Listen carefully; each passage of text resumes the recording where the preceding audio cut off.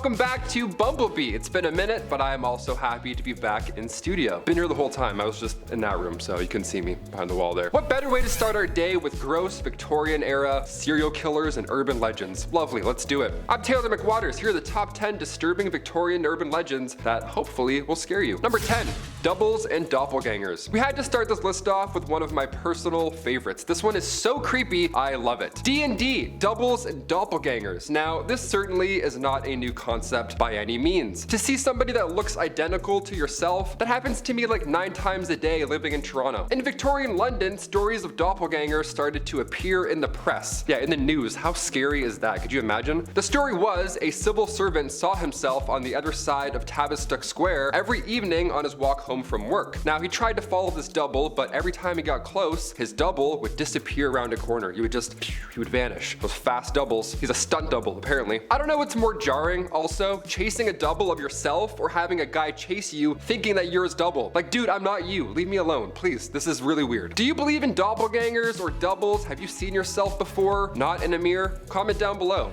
I don't want to sleep tonight. I want to read all these comments. Number 9, the black sewer swine of Hampstead. Ugh, I hate sewer swines. They're the worst, right? Are these things real? Do they exist? The black sewer swine of Hampstead is an urban legend that stems from the depths. And by the depths, I mean the stinky labyrinth that is London's sewer system. While Toshers found a few hidden gems down there every once in a while, the sewers were home to filth, disease, and, you guessed it, enormous black pigs. Yeah, how'd they get down there? What? I mean, to be fair, who's bringing them back up, right? It's gonna be a back workout. Some stories suggested that they descended from swine that escaped the 15th century pig wars. These tales played into Victorian anxieties about what lurked beneath the rapidly expanding city and what might emerge one day from the dark, unknown depths of the Victorian city. This would be a great prequel to Babe, Pig in the City, wouldn't it be? It'd be a gritty horror prequel. What's that pig up to? He's not doing well down there. Number 8, crisis apparitions. During the Victorian era, heightened interest in spiritualism led to numerous reports of crisis apparitions. These were spectral visions of a person appearing to somebody at the exact moment or shortly after that person faced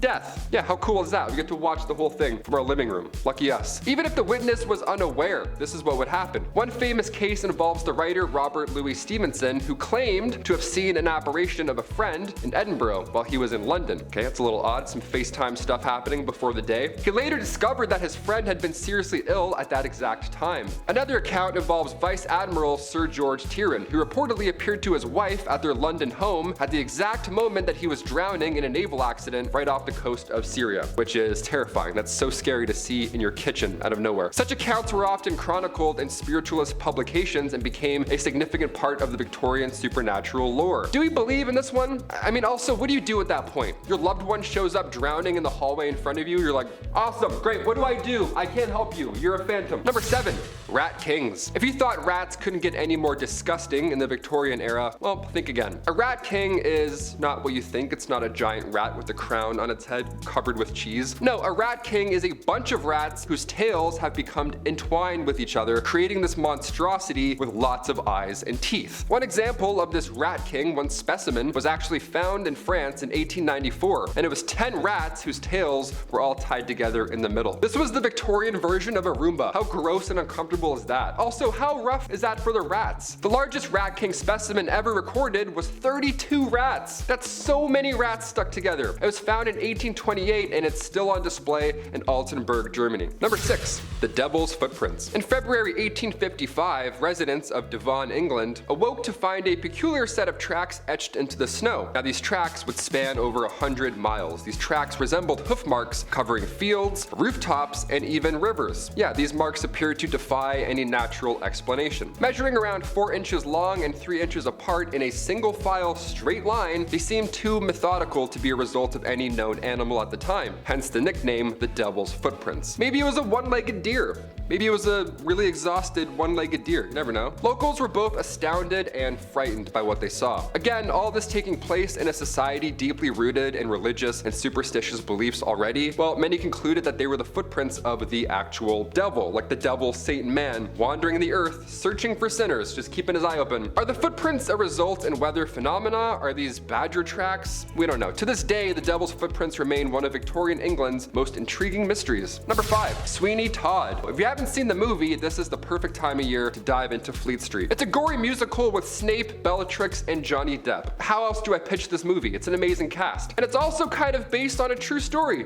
So that's something. Legend holds that Sweeny Todd would kill his clients mid-shave. Yeah, if there's any other worse way to go, it's middle of a shave. Yikes. Hey, if your barber looks like Johnny Depp, you know he's gonna start singing or something uncomfortable. Just leave. The bodies were then passed to his accomplice, Mrs. Lavette, who would supposedly bake them into meat pies to be later sold to the unknowing public. Luckily for us, there's no concrete evidence confirming Sweeny Todd's existence or any of the shaving accidents ever happened. Some historians suggest that he's purely fictional, but there's a few out there who argue that he might have been inspired by real criminals of the era. It wouldn't be a Victorian list without Sweet Sweeny, am I right? Number 4, the Moving Coffins of Barbados Chase Vaults. This one sounds terrifying already. Moving coffins? Who's doing that? My God. Situated in the Christchurch parish of Barbados, the Chase Vault is the source of one of the island's most chilling legends. Throughout the early 19th century, reports emerged that upon opening the vault for burials, the heavy lead coffins that were very heavy, they were all found disarranged despite the vault being securely sealed. Now, of course, each time the coffins were returned to their proper places, obviously, but upon further openings, the disturbance reoccurred. Coffins moved all over again and again. Speculations ran rampant, of course, right? Who's doing this? How are they doing it? What is causing this? While some suggested that underground flooding may have caused the disturbance, others believed in a more sinister explanation. Skeptics pointed to the possibility of pranks or tampering. Despite extensive investigations, the mystery was never solved. The tale became legendary not only in Barbados, but also among those intrigued by the paranormal. Yeah, no way that was a prank. That's like, what, 19 people involved in a prank?